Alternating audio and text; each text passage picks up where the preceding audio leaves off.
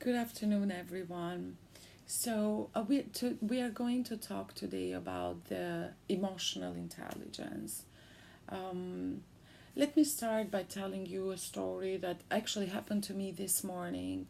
I went to buy a ticket because I usually take the train to come here in New York, and I went to buy a ticket, and I saw that a client, a gentleman in front of me, so he was having an argument with the sales ticket person there at the counter, and I saw that they were arguing, and he was frustrating, and he started raising his voice to the person, and she was a woman, but she was really cool. She was keeping things quiet. She kept things quiet, and she was talking to this gentleman, and most of the time, by the end of the sentence, she said, "Yes, sir, I understand you." So she was really very polite. And the guy, he was frustrated.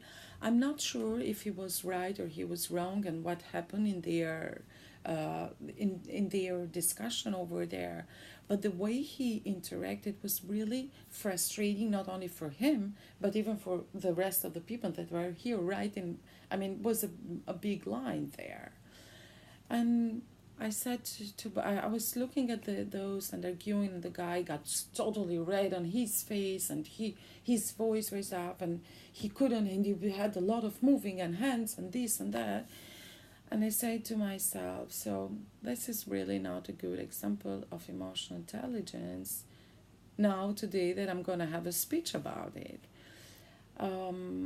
What is wrong with all this kind of small scenario? So we see ourselves happen. We have seen ourselves happening in this situation. So frustration situation happen to us every day, right?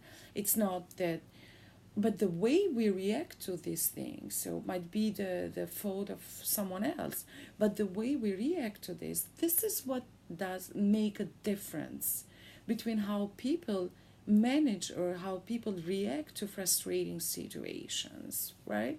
Because when you get frustrated and you get this anger, it's not just because you want to be polite and you want to be kind to the people, to other people, but the thing is that even your mind goes crazy, and when you get angry, so you don't think clearly, you cannot make a decision, the right decision, because you are under the pressure, right, under the anger.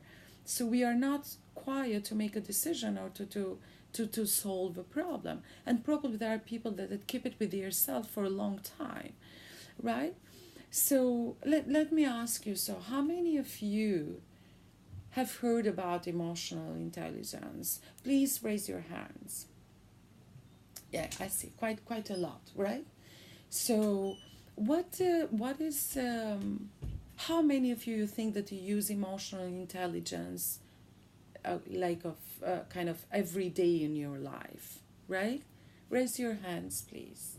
Yes, what kind of emotional intelligence do you use? So how do you detect that you are using your emotional intelligence? Yes, that's good. That's right. I totally agree. So today we are talking about the emotional intelligence. What is it? We are talking about the five main skills of emotional intelligence, and then we are going to talk about why this emotional intelligence is so important for students, for you, for student life. And I'll keep it, I'm trying to give you examples on how you are going, how we use the emotional intelligence in your life as a student, right? So relate so you can really understand. If there is something that you don't understand, you feel free to interrupt me, raise your hand, I see you, and then I totally ask, I'm totally open so to take your questions and make things clear. So first of all, let me make let me make clear as much as I can for you what is emotional intelligence. Emotional intelligence, first of all, it's not our personality and it's not our intelligence here in our mind. So personality is the people we are today, our values, our beliefs, and intelligence is It's what our mind. So if we use I love books, right? I'm a very good reader. I love to read, and I'm the same person. So I used to read when I was 6 years old, 7, 8, and I still love reading during all the school years. And I really like to read books, just books. So this ability to me hasn't changed since I was 8 years old and until now, right? So this is, and the intelligence and personality, we got shaped with ages when since we are very young, and then we remain with this intelligence and personality. But emotional intelligence is something that we can learn. Doesn't matter that at what age we are. It's a skill that you can learn because emotional intelligence is based in 5 skills. So it's skills, and skills are easy to learn if you are willing to learn something new, right? So emotional intelligence has 5 main skills. The first one is self-awareness, is self-regulation. Then it's motivation, that I'm sure most of you know that. The next one is empathy, and the last one is social skills. So let's touch all of them a little bit and explain each one of them. So the first one is self-awareness. So self-awareness, it's about knowing your weaknesses and strength as a person, as an individual. So as a student, if you know that it's a weakness, so you are not dealing well or doing well when you work under the pressure, so you don't leave. You know that if you have an assignment and the due date is in 2 days, you know that you are not going to give your best in working one day before the due date.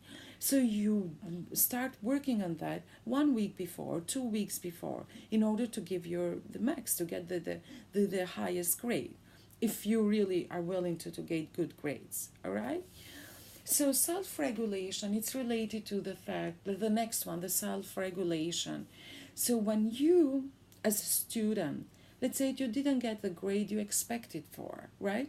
So you didn't get the grade for whatever reason, because you thought you studied hard, but questions were hard and you didn't get what you want. You get frustrated, you get this anger. But this anger stays with you for a long time, so you don't want to do that. You have to regulate, you have to self-regulate your inner state of mind in order you can go and you go back and study more, and that you do well in the next test or exam, right? So what you do, you go, you know that you are in a frustration mode, so what you do, you go for a walk, you take a shower, you go for a run. It's up to you. You know how to take this anger out of you. So make yourself ready to start study for the next test, so you can improve your grades. The other one, it's motivation. Motivation. So we have heard a lot about motivation. I know that you heard keep yourself motivated, but let me tell you how. So the key words in motivation is to achieve. You have to achieve goals. You have to get graduated at the objective after 2 years, after 3 semesters. So you have a goal, right? And in order to do that, you need 3 main things. First of all, you have to stop listening to your inner voice that keeps telling you you are not good at this, you cannot do that. Stop listening to it, but start working toward your goal. The second one, you have to stop being with a toxic relationship, right? And the third one, you need to be hungry. You need to have something to keep you motivated. Empathy, it's the other skill of emotional intelligence, is empathy. Empathy is the thing, I'm sure you know how to tell if a professor cares about you or doesn't care, or coach keeps yelling at you, right? So you feel this empathy. And the other one is social skills. When we talk about social skills, it's not just making friends, but making friends with a purpose, so you can have some connection after you are getting graduated. So you need to find a job, so you have to create these connections. All right. So this is all I had prepared for today. So tell me, what is the one important thing you learned from this?